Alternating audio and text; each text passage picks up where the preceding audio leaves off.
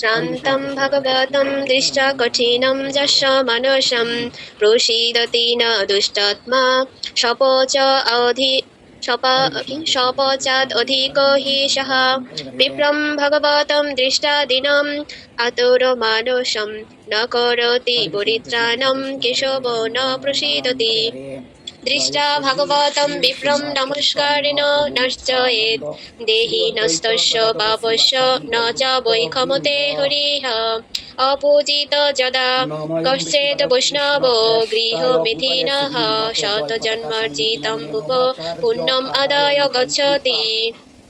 হরিভক্ত ব্যক্তিকে শ্রান্ত দর্শন করিয়া যাহার চিত্ত স্নেহ অভিষিক্ত ও প্রীত না হয় শপথ হইতেও সেই দুরাত্মাকে নিকৃষ্ট জানিবে। হে দ্বিজ, ভাগবত বিপ্রকে দীন ও আতুর চিত্ত দেখিয়া তাহার উদ্ধার সাধন না করিলে হরি তৎপ্রতি অপ্রসন্ন থাকেন।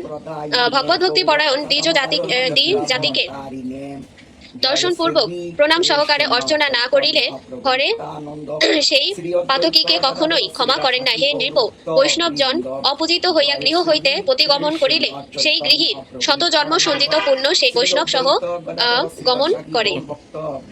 হরে কৃষ্ণ। তো এখানে বলা হয়েছে যে হরিভক্ত ব্যক্তি যদি হরিভক্ত ব্যক্তিকে যদি আমরা দেখি যে সে ক্লান্ত হয়ে পড়েছে, তো সেই অবস্থায় যদি আমাদের মধ্যে স্নেহ না আসে বা তার প্রতি যদি আমাদের প্রীতি না হয় যে এই লোকটা দুর্বল হয়ে পড়েছে বা এই হরিভক্ত ব্যক্তিটা কি হয়েছে যে দুর্বল হয়ে পড়েছে, তার এখন আমার কি দেখাশোনা করা উচিত। তো এইভাবে যদি কারোর মধ্যে এরকম অনুভূতি না আসে তাহলে তাকে বলা হয়েছে যে জানতে হবে সে হচ্ছে শপথ হইতেও দুরাত্মা।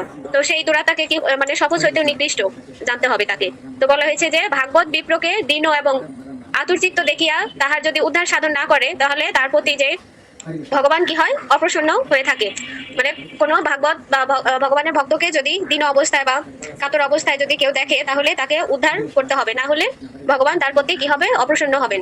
যে ব্যক্তি দেখেও কি করবে না তার উদ্ধার সাধন করবে না। তো তারপর বলা হয়েছে যে ভগবত ভক্তি পরায়ণ দ্বিজাতিকে দর্শন পূর্বক প্রণাম সহকারে তাদের অর্চনা করতে হবে। আর যদি অর্চনা না করে তাহলে সে পাতকীকে ভগবান কখনোই ক্ষমা করে না। তো এরপরে বলা হয়েছে যে বৈষ্ণবজন যদি কোনো গৃহ থেকে অপূজিত হয়ে বা তাদের অর্চনা করা হয়নি, তো সেই গৃহ থেকে যদি চলে যায় তাহলে সেই যে গৃহ বা গৃহস্থী গৃহস্থ আছে তাহলে তার কি হবে শত জন্ম সঞ্চিত শত জন্মে সে যে পুণ্য অর্জন করেছে সেই পুণ্য কি করবে চলে যাবে এবং সেই বৈষ্ণবের সাথে সাথে গমন করবে। তো সেটাই বলা হয়েছে যে তার বৈষ্ণবতাও থাকবে না আর শত জন্ম পূর্ণ যে অর্জিত হয়েছিল তো সেটাও আর থাকবে না, সেটাই বলা হয়েছে। হরে কৃষ্ণ প্রভু। পূর্ববর্তী যে শ্লোকগুলোতে থেকে আমরা যা জানতে পারলাম, অর্জুন পণ্ডিতের মতো কথা বলছিলেন। তিনি তার কুলধর্ম রক্ষা করার জন্য যুদ্ধ না করে কিন্তু শেষ পর্যন্ত ভিক্ষাবৃত্তি গ্রহণ করবেন এর কথা বলেছিলেন। আর এই যে কথা যখন সঞ্জয় ধৃতরাষ্ট্রকে বললেন তখন ধৃতরাষ্ট্র ভীষণ খুশি হলেন, কারণ অর্জুন যুদ্ধ না করলে তার পুত্রদের রাজা হতে পারবে, রাজা হতে আর কোনো বাধা থাকবে না, তার আর কোনো সমস্যা থাকে না, তাদের মনের ইচ্ছাটা পূর্ণ হয়। কিন্তু সঞ্জয় তাকে পরক্ষণেই জানিয়ে দিলেন যে অর্জুনের আরেক নাম হচ্ছে পরন্তপ, অর্থাৎ শত্রুর বিনাশকারী। যেহেতু অর্জুন হচ্ছে ভগবান শ্রীকৃষ্ণের চরণে আত্মনিবেদন করেছেন, সেহেতু তিনি অবশ্যই মোহ থেকে মুক্ত হয়ে গুরুদেবের আজ্ঞা পালন করবেন, অর্থাৎ শত্রু বিনাশ করবেন। তাই এই কথা শুনে ধৃতরাষ্ট্র এই কথা শুনে হচ্ছে কষ্ট পেলেন এবং তার সমস্ত পরিকল্পনা কিন্তু ব্যর্থ হলো। এখানে যতটুকু আমি এইভাবে বুঝলাম যে আমরা এই অর্জুন যে পারিবারিক যে মোহাচ্ছন্ন হয়ে পড়ছিলেন, তদ্রূপ আমার থেকে বুঝি যে আমিও এরকম আমি এর ভিতর আছি, কারণ আমি পুরো হচ্ছে এই জড়জাগতিকের ভিতর আমি এই অন্ধকারময় জীবনে আছি। প্রভু মাতাজিরা, বিশেষ করে আজকে আমি নিজের একটা কথা বলি যে আজকে আমার কলেজে নিবন্ধনের রেজাল্ট দিল। অনেক আশাবাদী ছিলাম যে কলেজ নিবন্ধনটা হবে, কারণ ভালো পরীক্ষা দিয়েছিলাম বরাবরই, কিন্তু ভাইবাটা একটু খারাপ হয়ে গেছে, কারণ স্কুল করার মধ্যে আর ওইভাবে আর বেশি সময় দিইনি। তবু ছিলাম যে আশাবাদী, এই জড়জগতে যা হয় সেটাই আমি ছিলাম। কিন্তু আজকে রেজাল্ট দিয়েছে আমার হয় নাই, কিন্তু আমি একটু কষ্ট হয়েছি। কিন্তু পরবর্তীতে আমি ভাবতেছিলাম যে আসলে না, এটা আমার তো কষ্ট পাওয়ারই না, আমি এই কষ্ট পাচ্ছি কেন, আমার তো আসলে এটাই উদ্দেশ্য না জীবনের, আমার কষ্ট পাওয়া যাবে না। যাই হোক, এখন আমি এই যে আপনাদের সাধু বৈষ্ণব প্রভুদের সবার মাঝে এসে একটু আমি নিজেকে বুঝতে পারতেছি যে এইটা আসলে এই মোহ করা যাবে না। ঠিকই অর্জুন এরকম মোহ করেছিল, অবশেষে কিন্তু তিনি ভগবান শ্রীকৃষ্ণের প্রতি তিনি হচ্ছে শ্রীকৃষ্ণের অনুগত হলেন, শরণাগত হলেন তারপরে হচ্ছে তিনি সমস্ত কিছু বুঝতে পারলেন। পরিশেষে আমরা এটাই বলতে পারি যে গুরুদেবের চরণ আশ্রয় করলে আমরা সমস্ত মোহ মায়া থেকে বের হতে পারবো।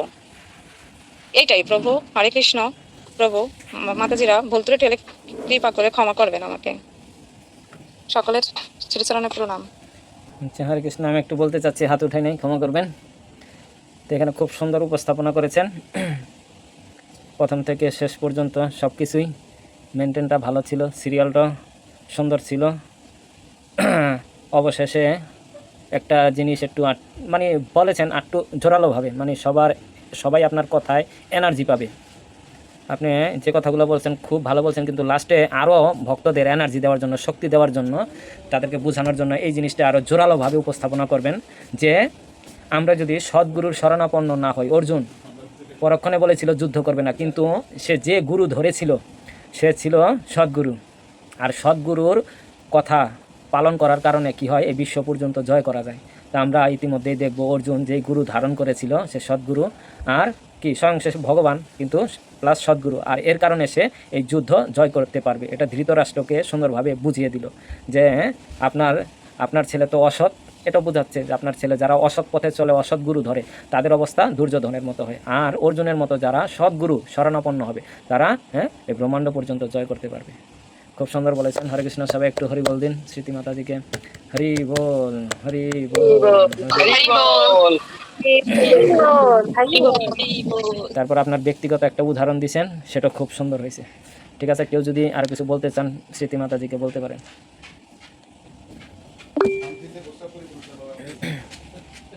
হরে কৃষ্ণ। প্রভু আমি একটু বলতে চাই, যদি কৃপা করে অনুমতি দেন। প্রভু আমি এই শ্লোক থেকে একটা জিনিস বুঝতে পারছি যে মানে একজন অর্জুন যেমন কি করছিল, সে প্রথমে তো মানে অহংকারের মতো ছিল যে সে যুদ্ধ করবে না এমন, কিন্তু এখন ভগবানের কাছে সে স্বীকার করতেছে যে তার দ্বন্দ্ব বা ভয়, এই দুর্বলতা। তো আমাদের জড়জাগতিক একটা জিনিস আমার মানে হৃদয়ে এসেছে যে আমরা যদি কোনো বৈষ্ণবের কাছে বা কোনো ভক্তি জীবনে যদি কোনো কিছু লুকাই, তাহলে আমাদের ভক্তিটা হবে না। কারণ আমি যদি ক্লাস 2-তে যে পড়ি, এখন যদি 1-এর কিছুই পারি না, তাহলে তো আমার সেটা হবে না। তেমন ভাবে আমাদের এই ভক্তি জীবনটা, যদি আমি কতটুকু আগে আছে, আমার কি জব ঠিক মতো হইতেছে বা আমি কোনো অপরাধ করতেছি, এগুলো যদি আমি একজন উন্নত বা সিনিয়র ভক্ত বা বৈষ্ণবের কাছে যদি পরামর্শ নেই, তাহলে প্রভু আমার যতটুকু উপলব্ধি যে আমাদের ভক্তি জীবনটাও আরো ভালো হবে। এখান থেকে আমরা এইভাবে একটা শিক্ষা নিতে পারি। হরে কৃষ্ণ। প্রভু ভুলটি হলে ক্ষমা করবেন কিভাবে। খুব সুন্দর বলেছেন যে গুরুর কাছে সব কিছু বলা উচিত, না হলে ট্রিটমেন্ট করবে কিভাবে। ঠিক আছে, হরে কৃষ্ণ। হরে কৃষ্ণ। আর পরবর্তী শ্লোক হচ্ছে 10 নম্বর হচ্ছে লক্ষ্মী মাতাজি, গোয়ালগ্রাম। হরে কৃষ্ণ মাতাজি প্রণাম শ্রী চরণে। লক্ষ্মী মাতাজি। হরে কৃষ্ণ মাতাজি প্রণাম শ্রী চরণে। শ্লোক 10। ভুল ত্রুটি অপরাধ ক্ষমা করবেন। তো